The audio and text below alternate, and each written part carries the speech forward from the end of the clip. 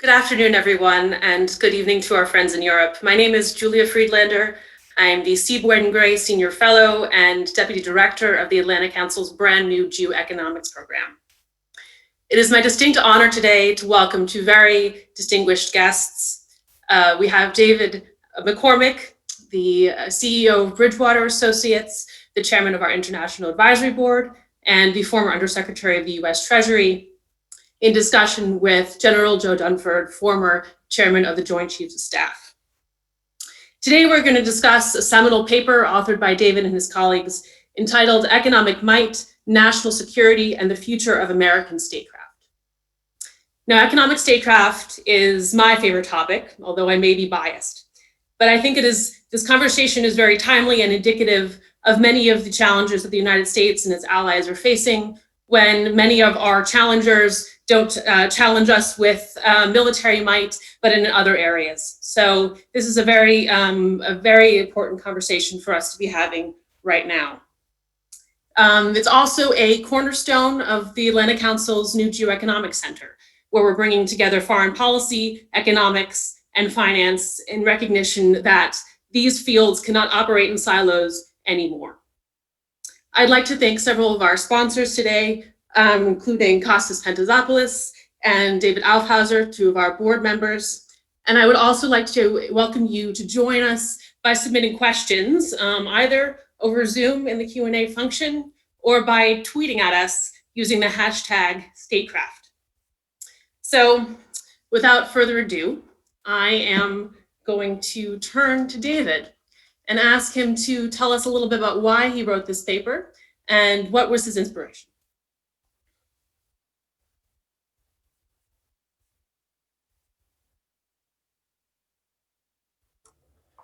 Thank you. Thank you for having me. I'm really delighted to be here, and thanks to General Dunford for participating and being part of this conversation. You know, the paper really, the impetus for the paper was a couple things.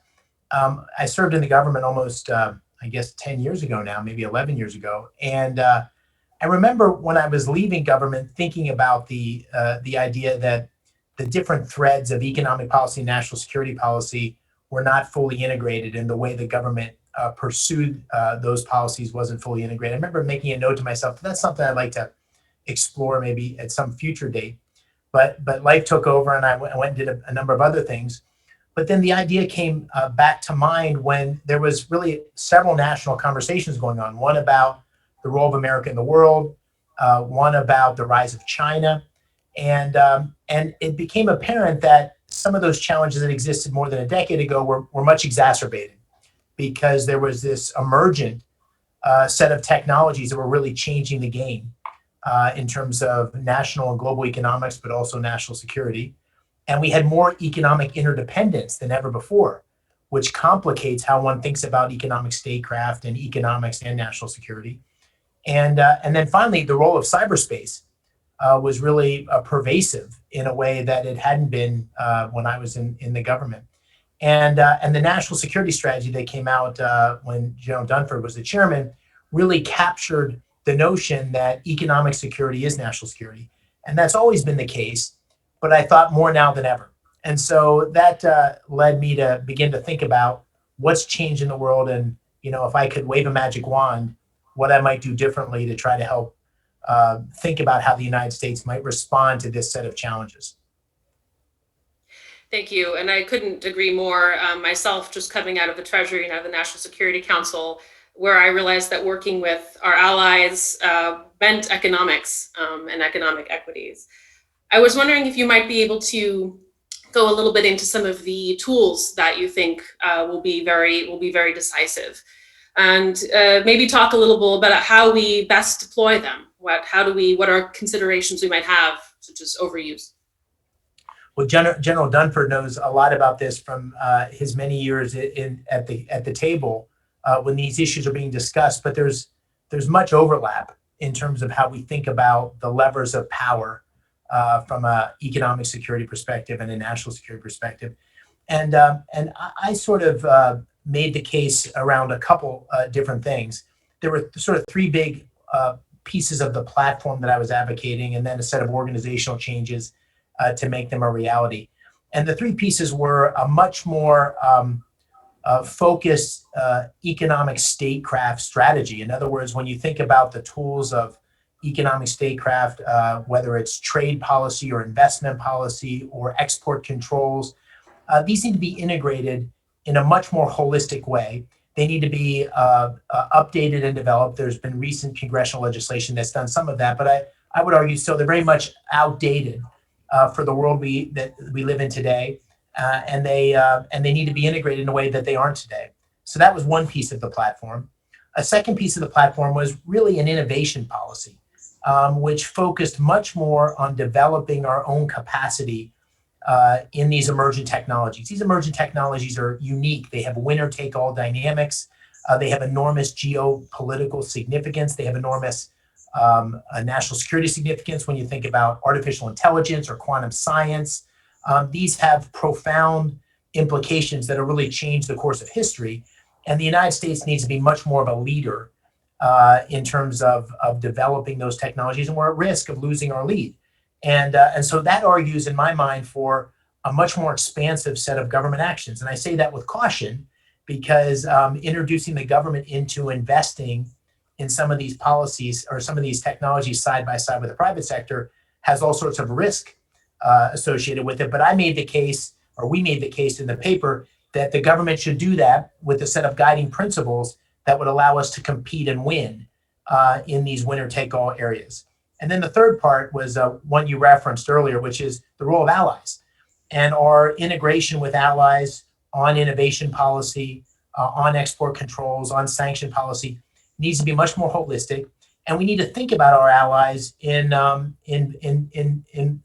concentric circles, allies with which we're trusted, we trust with our most significant secrets and with our greatest partnership. And so that was a comprehensive strategy that, in my mind, would position the United States to compete and win.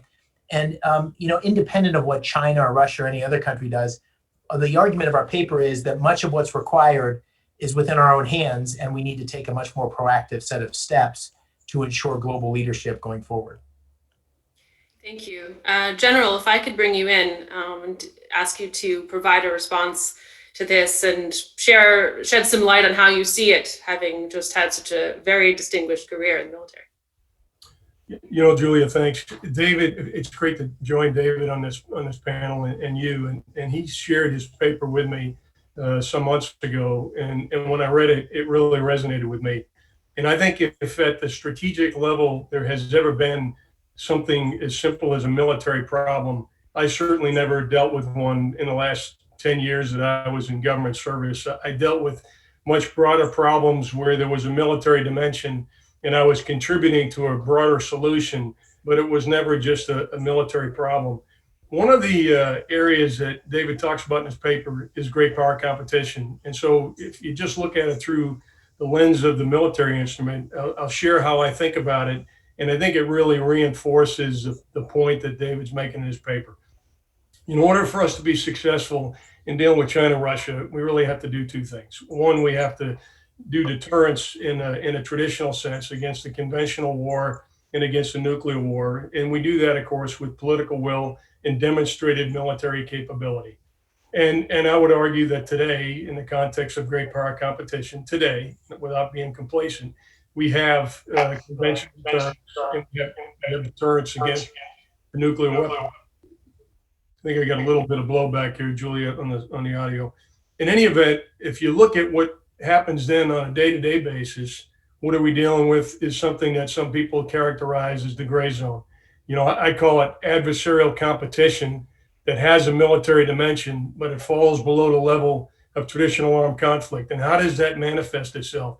It manifests itself with countries like Russia and China using unconventional operations, political influence, economic coercion, cyber operations, military posturing, traditional military activities, all integrated to advance their interests in a way that kind of gives them assurance that they will not have to pay a cost or pay a price that exceeds whatever they're gaining on a day-to-day basis by integrating all these instruments. And so, although I think the most compelling part of David's paper is integrating these tools in an offensive sense, in other words, to advance our national interests.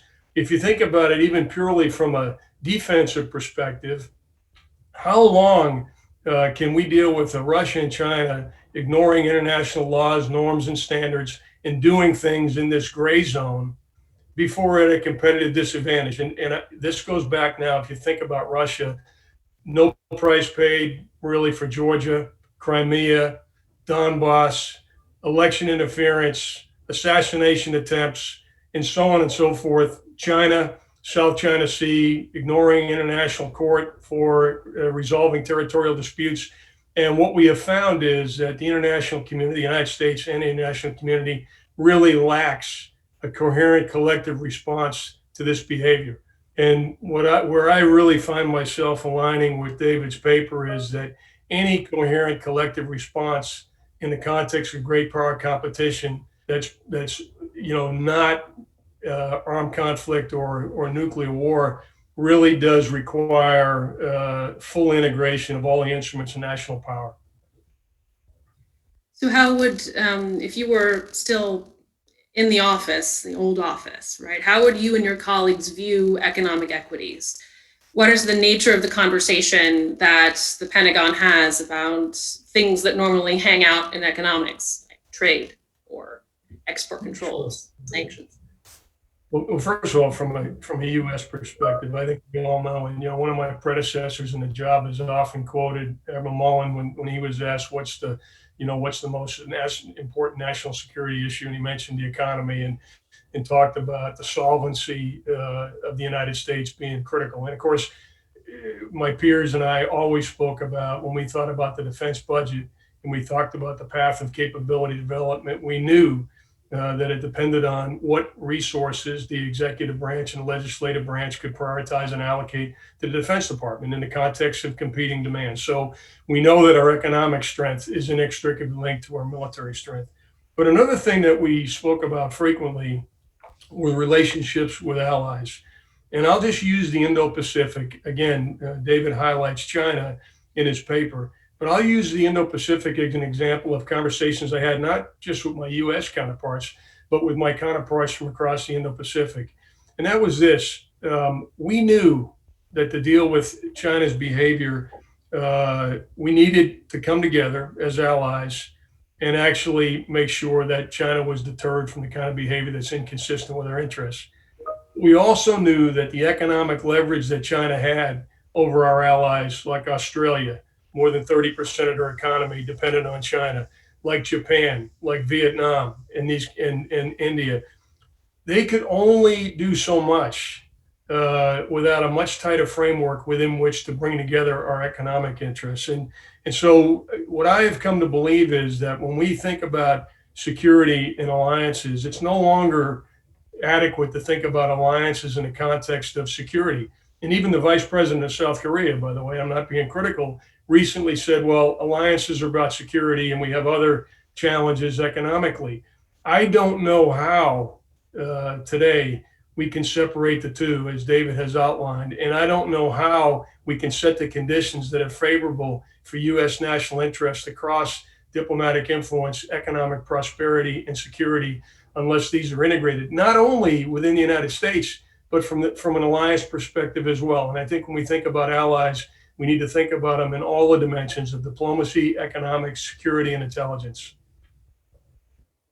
Thank you. I'd like to remind the audience to please submit Q&A either on Twitter or in the Zoom webinar chat, and we'll pick up your questions as they come in.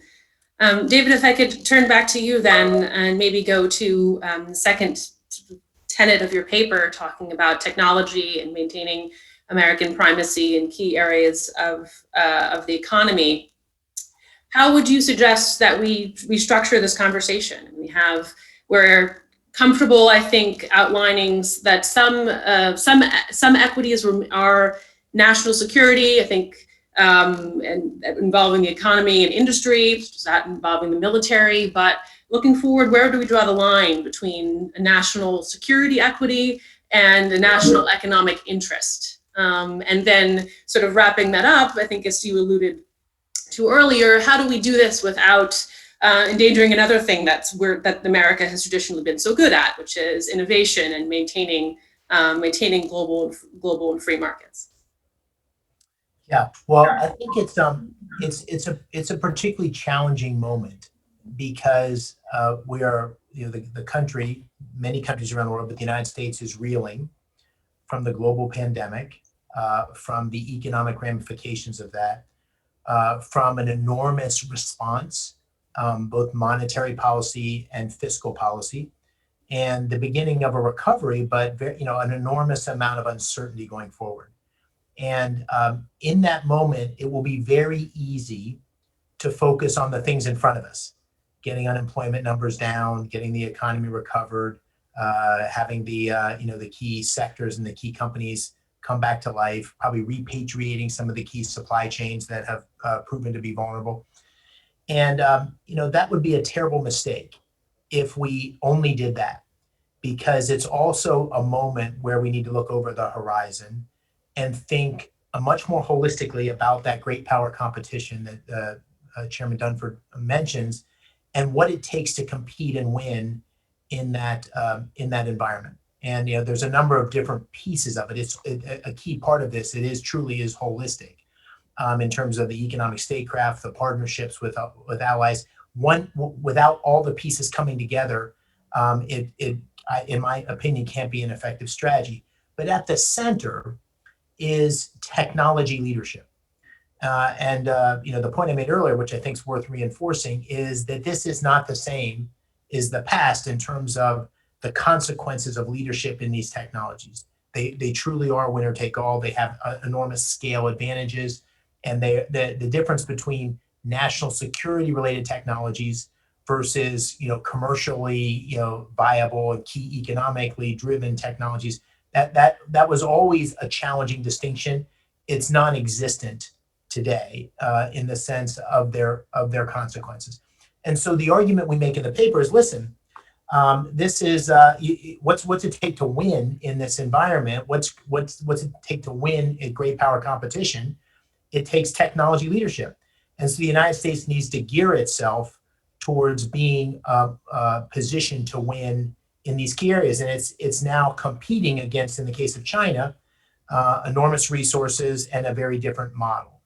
And so the challenge is, how do we keep the essence of what's made America, the American economic system, so great, and innovation in our private markets so distinctive, and add to it with additional focus with the government support. And so the first step is just basic R&D funding, which is half of what it was 30 or 40 years ago. It's at a 60-year low as a percentage of GDP. That's not something, despite growing budget challenges and deficits, that's something that we have to find the resources to invest in. It means an innovation system that's coordinated across the government. So I don't know how many times Chairman Dunford sat in meetings, but I bet many, where you're talking about one piece of the elephant as it relates to innovation policy or technology policy, as opposed to a holistic, whole of government, whole of nation approach. It requires integration across the different parts of the government, whether it's the Pentagon or the intelligence services or our national labs, in terms of where we're investing our resources. And then the thing that's the most controversial in our paper, but something that we've really wrestled with, but have come down clearly on the side of, the government needs to partner with the private sector and incent investment in certain areas which are of great national significance. And I did a talk at Hoover not too long ago, and the question that our common friend H.R. McMaster asked me is, what would Milton Friedman say about you sitting here as a Republican free markets person arguing for the government investing in these technologies? And I said, well, I don't know what Milton Friedman would say, but my question to Milton Friedman would be, are we going to win in this strategic competition on the current path?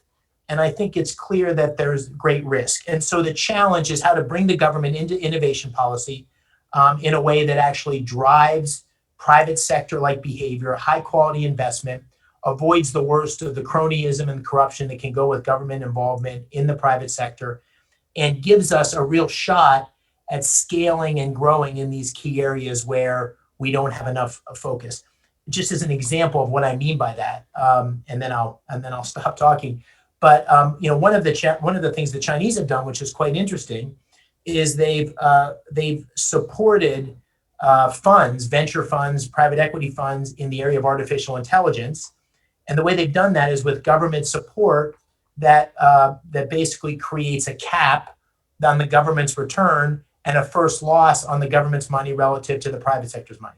So if you're a private sector investor and you're investing side by side, you can get an outsized return, and it brings private capital into the areas where there's great strategic benefit to the country. There's all sorts of ways that we need to begin to integrate private sector principles into some of these most distinctive technologies. It's not all technologies. It's these most strategic emergent technologies where the consequences of not winning are unacceptably high.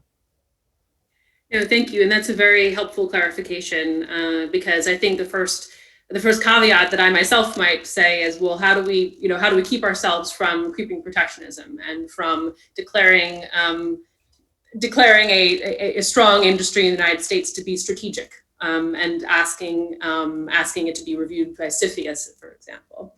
A question coming in from the audience, and this is related to emerging technologies actually, is on digital currencies. And this is an area that it's actually pretty much a pillar of what the Geoeconomic Center is working on, either we're talking about privately sponsored or central bank digital currencies. But I don't know if you've done any thought about, how the U.S. should move on this, and with what speed in light of Chinese movements and successes thus far. Well, I think it's actually a challenge to the dollar.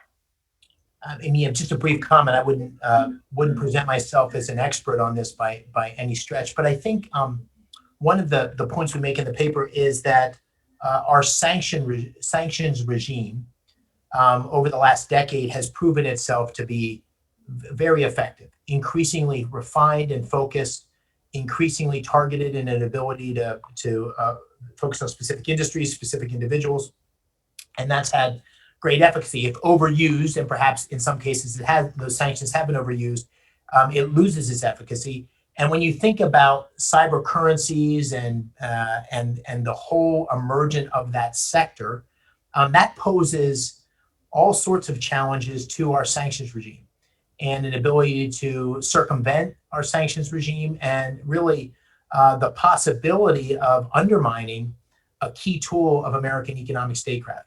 And so there's a number of things the United States government, I think, should be doing to begin to think about how to offset that capability. I don't have the answers on what that should be, and I think the fact that you're focusing on it at the Geoeconomic Center is a very wise idea. But I think it's potentially undermines our capacity to play the role that we have historically played as the reserve currency and as an ability to sort of drive global behavior through our sanctions. Thank you. And maybe just to follow on to that, I mean, we see a lot of arguments in the press about challenges as to the dollar as a reserve currency. Where are you on the spectrum? I'm a bit of a skeptic. Others see us more in a dire situation. But from the Treasury Department perspective, and also with your private sector hat on, where do you lie? I'm sorry. The question is, how do I see us relative to cryptocurrencies? No, I mean, how do you see the challenge to the U.S. dollar, not only in cryptocurrencies but in general? Well, I think I have a lot of confidence in the underlying vibrancy of the U.S. economy. So if you step back and look at the economy before the pandemic, and you look at the capacity we have with both monetary policy and fiscal policy, driven by the fact that we are the reserve currency in the world, I think we're at an enormous position of strength. And so I'm by and large very optimistic and bullish in sort of the medium to long term about the U.S. economy, and of course the consequences for the dollar and everything else. I think the question will be whether we're able to sort of look over the horizon and make some of these changes that are needed to ensure the continued vibrancy of the U.S. economy. And if we can ensure that the unbelievable degree of political divisiveness we have can be brought into check. Because if you think about one of the great assets the United States has always had, it's its resilience, its ability to adapt, And even in the most contentious moments, the country's been able to reunite and come back together and guide us through the perilous periods, even more perilous in the moment. And so that'll be the question. I think if history repeats itself, we absolutely will continue to have a very dominant position in the global economy, but it's dependent on what we do. And that's why I don't think we can be complacent about the moment we're in, because it's an inflection point, and how we handle it will be determinative of where we end up. Yeah, absolutely. And I think our president, Fred Kemp, says inflection points almost every day. So I couldn't agree with you more. General, maybe I'll turn back to you. We have a question from the audience, and I'll read it. It appears that senior military and national security leaders need to develop a better understanding of political economics as it affects national security. What is the best way for military professionals to gain this understanding? Sure. Hey, Julie, I'll answer that. What I'd like to do is just quickly come back to David's point about integrated decision making for a minute, because I think it may help people to visualize what he really was saying. I have two examples, one a negative example, one a positive example about decision making and it need to be integrated. On one case, we in the Department of Defense are working very hard with a country to increase our forward presence in that particular country. At the same time, our counterparts in the government were working on tariffs against that country in a core defense-related area. And so we're approaching this country with two separate messages. On the one hand, we're a very close ally, would like to increase our presence in your country, would like to increase our cooperation dealing with common adversaries. And on the other hand, the message is, we're going to create tariffs against a particular industry for national security reasons in the country. I won't go into the country or the example, but it just highlights the point. On the other hand, on a positive example, in the early days of the Trump administration, when there was a decision taken to do a diplomatic and economic pressure campaign against North Korea, while we aren't where we need to be right now, we did have unprecedented United Nations sanctions, and we did, change for a period of time North Korea's behavior. And the way that happened, in my view, was that the Secretary of State took the lead. Virtually everything we did in the military dimension was coordinated directly with the Secretary of State. Either the Secretary of Defense or myself would talk to the Secretary of State virtually 2, 3, 4 times a week about all of the military activities in the Pacific to ensure that they were complementary to the diplomatic and economic pressure campaign that we were putting on North Korea. And then all of the conversations we were having with our allies about that particular challenge were also vetted with the State Department. Just two examples in the same administration, one where I thought the level of integration was high, and as a result we were successful for a period of time, and the other where the normal in the normal behavior of government, we didn't look at issues like tariffs as being related to national security, and of course they're related to the relationship with a key ally, and as David has said earlier, distinction without a difference between your policies with regard to tariffs and your policies with regard to national security. They've got to be integrated. But back to the question about senior military leaders. So, I actually think that this is something that the department recognized, and I'd be the first one to highlight where we fall short of the mark and where we've done things right.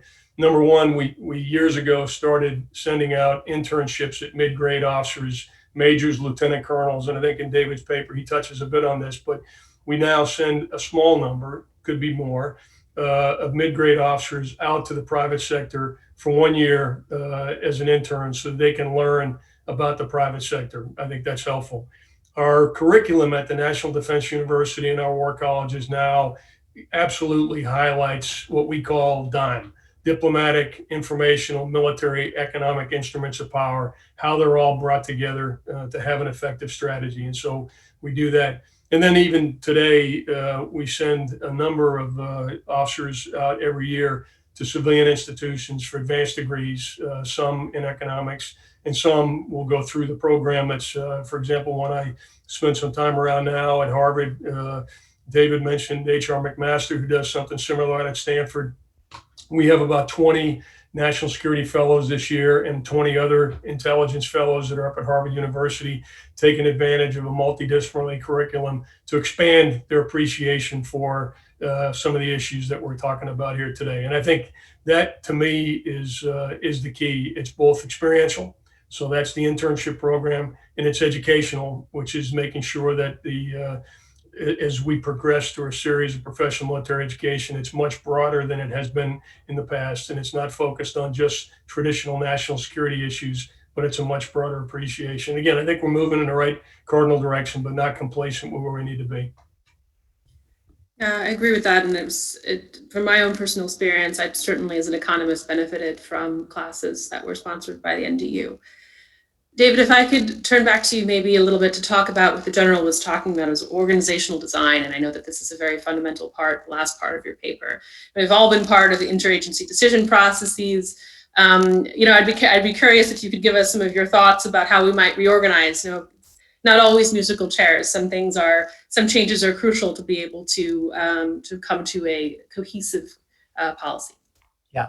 Well, as you say, General Dunford was speaking about within the military ranks, but I think some of the same challenges and barriers exist across the entire government. And so if you think about the question, who wakes up every morning thinking about strategic competition, great power competition, and how we win great power competition in the realm of, the intersection of economic security and national security? There is no single person that wakes up with that on their minds. And the challenge, I think, is both a question of the process, the policy process and the design, and in many cases, the people that are involved in the policy process. So even in my days in 2007, 2008, 2009 in the government, sitting through some of these CFIUS meetings or export control meetings, the people in the room who were talking about the technologies weren't really even people that actually had much expertise on the particulars. And so we've got to change both, in my opinion, the design and the process by which we tackle these issues, and also in some cases the people that are at the table. And we're dealing with a very bifurcated set of policy processes and bureaucratic barriers to how these issues are tackled. So if you go to the White House, I think it's across administrations, there's an economic policy process and there's a national security process, and there's some integration between the two, but I'd say much less than more in terms of how one thinks about those. If you go to the Pentagon, you'll see there's investment in R&D that's somewhat distant and bifurcated from very similar issues outside the government where we're investing a lot of R&D. So there's not a whole of government approach to dealing with this. And so I tried to think about that in terms of the different models, and I recognize that if you went into the basement of OMB, there's probably a corner somewhere with a bunch of stacked up dusty old reports with people like me suggesting how the government should be reformed and the executive branch should be reformed. So I say this with some humility, but I also think if you just ask the question, are we designed to win? Today, we're not. We're not designed to win in the great power competition that General Dunford described.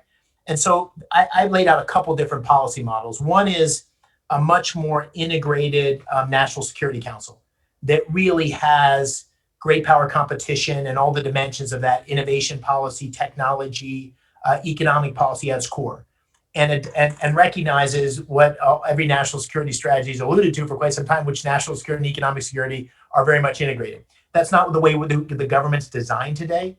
So one way to do it would be to redesign the National Security Council in a much more fulsome way to capture that reality. A second way to do it might be, from a process and design perspective, some interagency body that really owns the goal of strategic competition, which would have the right cabinets, the right people at the table. I initially thought about this and was a bit dubious, but then I thought about the CFIUS process, which is a version of this. And the CFIUS process, while much more simplistic in some respects, because it's just focused on individual transactions as they come through, is pretty effective, I think, at bringing all the constituencies to the table and weighing all the different issues. So I can imagine an interagency body that was chaired by the appropriate, cabinet secretaries or the vice president or something like that, that would bring these issues together in a way that would be consistent with their significance and force the right level of integration. And then I could imagine maybe just taking particular parts of economic statecraft, say the innovation agenda, or the strategic competition agenda, the innovation agenda, and having that be a presidential priority where he or she could appoint a key person to drive that across the government and across the different areas. So I think there's a range of possibilities for how we might approach it. I think the key thing is a set of principles that would guide it. So clear lines of authority, the appropriate amount of budget authority, because where you can do all you want, but if you don't control the dollars, it's not going to be effective. The right level of integration of the key parts of the policy, and a top-down priority placed on it by the president. But that's part of what needs to happen, I think. And my suggestion would be that whoever wins the presidency this time around, step back and maybe establish a group of people to really come at this question in a meaningful way and develop what our great power competition strategy should be to win. The second piece of it relates to the people.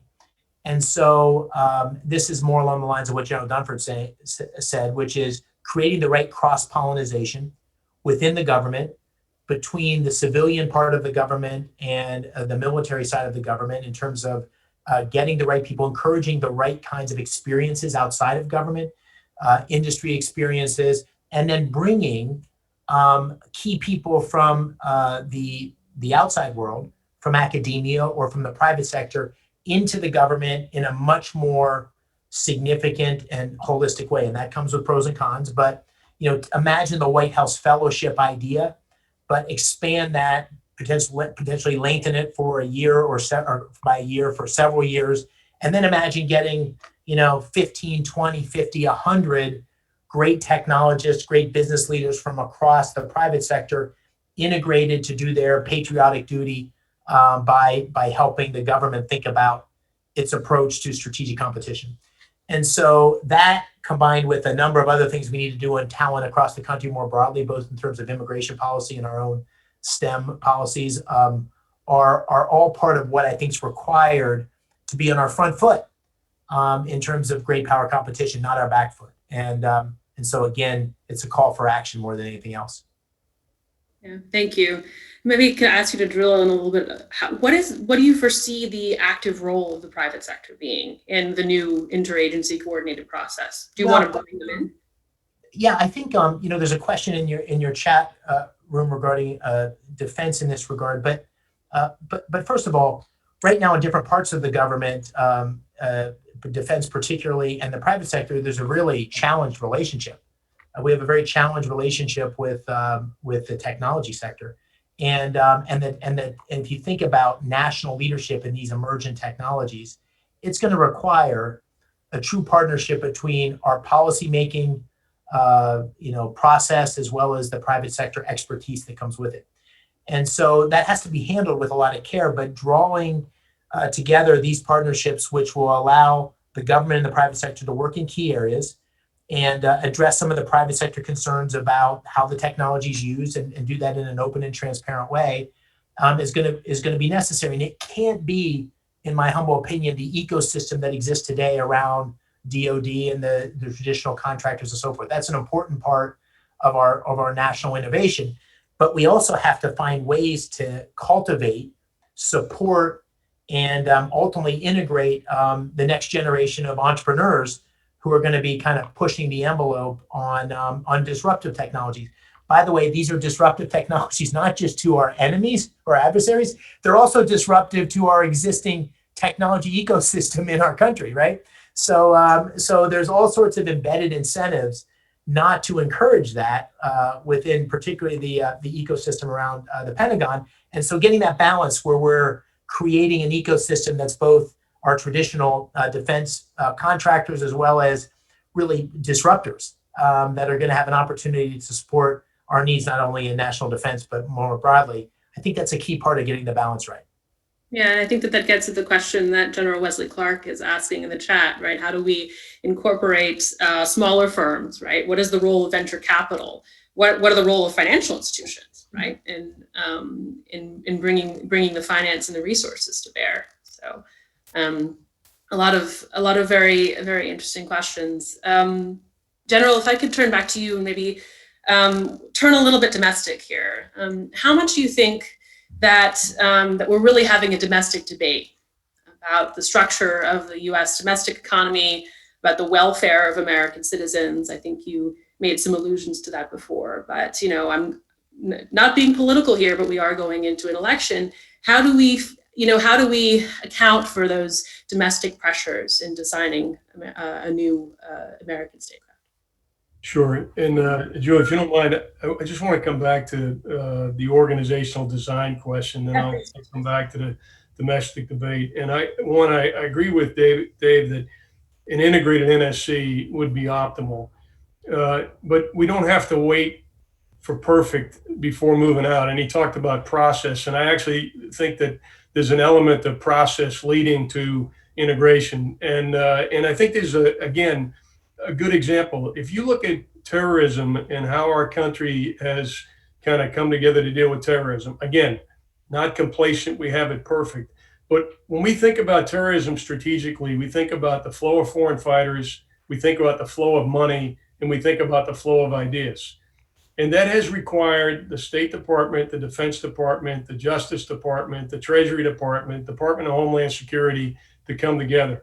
And how did they come together? Is a series of organizations that have come together, probably matrix organizations would be the best way to describe it, but focused on the execution of a specific strategy. So we wrote a strategy to deal with terrorism, violent extremism. Each of the agencies has a role in dealing with that. And there's a steady rhythm of meetings set up against a set of outcomes that we have clearly articulated to see where are we in achieving those outcomes and what course and speed corrections, so to speak, need to be made in order for us to move forward. Arguably, the issue of the issue of great power competition has far more importance. But I think that the organization of our government begins with a clearly articulated strategy, clearly articulated outcomes in support of that strategy, and then a process that is driven towards achieving those outcomes in a constant process of assessment so you can refine that strategy. And what I would do before we solve world hunger, so to speak, in terms of government organization, which I think is a worthy goal, is the next administration or a continuation of this administration should just take the major issues that we think of should be prioritized, dealing with China, obviously, number one, dealing with Iran, dealing with North Korea, and dealing with Russia. Those are the security challenges. Reviewing the strategy that we have in dealing with each one of those problems and making sure that we have established, a process, again, of executing that strategy, assessing our execution of that strategy, and refining that strategy. I think that will build habits that then will lead to, the kind of integration that Dave outlines in his paper. You asked about the domestic debate. And I think the one thing I would say, bringing it back to foreign policy, is that the one thing I think we should have all been reminded of over the last few years is the need for us to have a consensus in our nation domestically for what we do in foreign policy. And there was a time in our country when there was, in general, bipartisan support for how we were dealing with the problem of the day. People use the Cold War as probably an example. And that doesn't mean we agreed on everything during the Cold War, but everybody agreed on who the adversary was. Everybody agreed on the relative importance of dealing with that adversary in the context of all the other challenges that we were confronted with. And there was a remarkable degree of consistency from one administration to another in dealing with that particular problem. I don't mean to use that as an analogy to today's problems in any way. I just want to use that to lay the foundation for the point I'm trying to make. And that is, we don't clearly have today consensus, even anything close to consensus amongst the American people for what are the most important issues that confront our nation, or how they all come together. And in my view, too often, these issues are addressed as we're either going to address the environment, education, the perceived unfairness in our economy, or we're going to deal with China, Russia, Iran, or North Korea. And I think what needs to happen is that, and I hope what happens maybe even in the next 8 weeks, but certainly as the new administration of this administration starts looking at the second term, is we start to think about how to communicate to the American people on how this all comes together and why it matters to them. What I realize as someone who spent my whole life in uniform, and I joke and say that, I spent 4 decades hermetically sealed, so I didn't really know what was going on in the plant in Lima, Ohio, and I didn't really have an appreciation for what was going on in Western Pennsylvania. Well, I do now, and I realize that it's time to once again have a dialogue in our country, not just in the echo chamber of Washington, D.C., but across our country, so that people realize that, this idea that Dave has written about in his paper, that national security, economic security, all is inextricably linked. It's related to diplomatic influence and setting the conditions, the rule set within which we compete, which is another piece of his paper. All of this is something we must do. It's not choices on a menu. It's all integral parts of a strategy we must pursue on behalf of the American people. And I think making that case, explaining that case, and refining our arguments is really, really critical. Or we're going to continue to talk past each other about these issues where one is more important to another, when the truth is we have to be able to do more than one thing at a time in order to be competitive in the environment that we've been talking about here today, great power competition. And look, do I believe education as an example is national security? Well, I think there's a danger in using that term as a catch-all.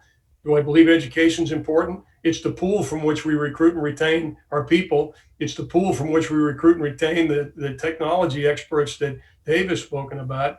Do I think healthcare is important? Well, when only 25% of young men and women at 18 years old qualify for military service, I think healthcare is important. I think the health of the American people is inextricably linked to national security. And of course, we spoke earlier about the budget for the Defense Department. And if we don't have solvency, we can't have the resources necessary to build the capabilities that will allow us to deter and then respond if the deterrence fails. So I don't think we need to change the terminology and say everything's national security. What I do think we need to start really explaining to people and debating is the interdependencies of all of these issues, and how it's not a one or the other. It's yes, we need all of these things to be addressed in balance. Thank you. And thank you for highlighting that we can't call everything national security. I really appreciate that distinction. David, you've been nodding. Can I bring you in on the same question? I wanted to respond to what General Dunford was saying, but also respond to a note that was being made in the Q&A, because I think, one of the things that this article begs the question is, well, is this for free trade? Is this against free trade? How does economic statecraft fit into our free trade agenda and our open investment agenda? What's different? And I'm sort of someone who is an avowed free trader and open investment person. I think that the open markets and open investment is, all of the things being equal, enormously beneficial for the global economy and for the United States. However, I think in a world of great power competition, I have learned. I think I see things differently now than I did 10 years ago or 12 years ago when I was working for President Bush. And I think the world that we're now entering in, for those who are advocating for economic policy and the integration of economic and national security policy, there's probably 3 differences that I'm trying to make the case for in the argument, and they relate to what General Dunford was saying. The first is that with some of our allies, with those that are uniquely close, uniquely aligned, the Five Eyes countries and others, we might have a much deeper level of economic integration. In fact, I think success in economic statecraft requires it. So what does that mean? We might have a degree of innovation, policy partnership, R&D sharing, integration of export controls, consistency of investment policies, consistency that one of your our participants makes the question of how do we have our allies operate consistently with Huawei and 5G and other things. The answer is those issues can't be talked about narrowly. They have to be talked about within the context of deeply seated, mutually beneficial partnerships that are based on trust, that are based on common objectives, common values. So in that respect, I think the new world that I'm describing is going to have deeper, more sharing and more collaboration than the world we're in today. It's also going to have more skepticism and more bifurcation and division in trading with partners who are adversaries in the world of strategic competition. What does that mean? Well, it means that we're going to have less confidence in certain technologies that we're going to be willing to manufacture offshore in places like China. We're going to have much more rigorous export controls around probably a smaller group of technologies, but much more rigid unwillingness to share given the benefits of leadership in those particular areas and the benefits of maintaining a U.S. dominance. So we're going to be more restrictive than we've been in the past, and we're probably going to be more restrictive on supply chain. So I think one of the things we've learned through the pandemic is that we need to think about supply chains as a strategic asset, and there's certain supply chains that we're going to want in the United States, and you see that with TSMC and some of the moves that are being made to bring things back on shore. And then other supply chains, like any good investor, you want to have a high degree of diversification, so you're not dependent on a single source. And so I think that on one hand, in this new world, we're going to be deeper and more collaborative with some countries, and for others, we're not going to be decoupled. I'm not arguing for decoupling, but we're going to be more cautious and more thoughtful and more bifurcated in terms of the kinds of economic relationships. And then I think the third point, which isn't really in the paper, but I think a really important thing to highlight, is that when we thought about free trade in the past, one of the things that we were woefully inadequate in thinking about, and I think this was across administrations and across parties, was how to help the people that are disrupted by the dynamics of free trade transition to new roles, the new economy, and so forth. And so a free trade agenda, a strategic competition agenda, an agenda that doesn't have the support of the people is not going to be a successful agenda for very long. And the part of the reason we've lost the support of many people for free trade, at least as it was previously conceived, was because there weren't the appropriate support structures in place to help people transition as they were disrupted from it. And so I think the new world of capital flows, trade, investment flows from a U.S. perspective is going to be one that evolves. It doesn't cut against the tenets of free trade, but it's going to be much more focused on what it takes to maintain strategic leadership, and I think it's going to have to evolve in the ways that I've described. So how does coordination with our partners and allies look, right? And so NATO, G20? Yeah. Well, yes, certainly NATO would be a key part of it. I think the Five Eyes would be a key part of it. We have, General Dunford knows much better than I do, but we've got very, very deep, very trusted relationships with Australia and the UK and others in the defense sphere. And those kinds of relationships have to be proactively pursued and expanded upon. It was used to drive me crazy in the Department of Commerce when I was the undersecretary there for export administration, and we talk about an export control, and it was around something like avionics or night vision or something like that, and we had restrictions on that. I'd ask the question, well, how are our allies around the world restricting it? And they weren't restricting it, and so ultimately that technology was being shared with whoever at the expense of our domestic supply base. So these things have to be deeply integrated. Sanctions policy, export controls, investment policy, and innovation policy, those are all different sides of the same coin. They need to come together in a holistic way. And that, again, goes back to the question of who and how are decisions in this world made.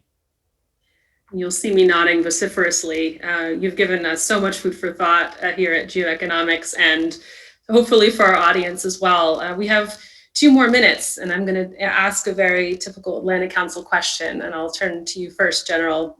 What keeps you up at night? Julia, I'm up at night far less than I used to be 9 or 10 months ago, and I've come to grips with. While I'm still concerned about these issues, as we've talked about today, I'm no longer responsible for solving them, except for contributing to the dialogue that we have right now. But on a serious note, and I think it's probably where everybody else is. When I look at the challenges that our country faces right now, there's a bandwidth issue for our government, and so we're simultaneously dealing with right now a rising China. If that wasn't enough, we're still dealing with a revanchist Russia. If that wasn't enough, DPRK, we haven't changed the path of capability development, nuclear programs from where they were back in 2016. They've continued to move along a pace. We see the same thing now in terms of enriched uranium inside of Iran. And I think Henry Kissinger, I always quote him because when I was going into my last job, I read something he said, and this is about 2013 or 14, we live in the most complex and volatile world since World War II.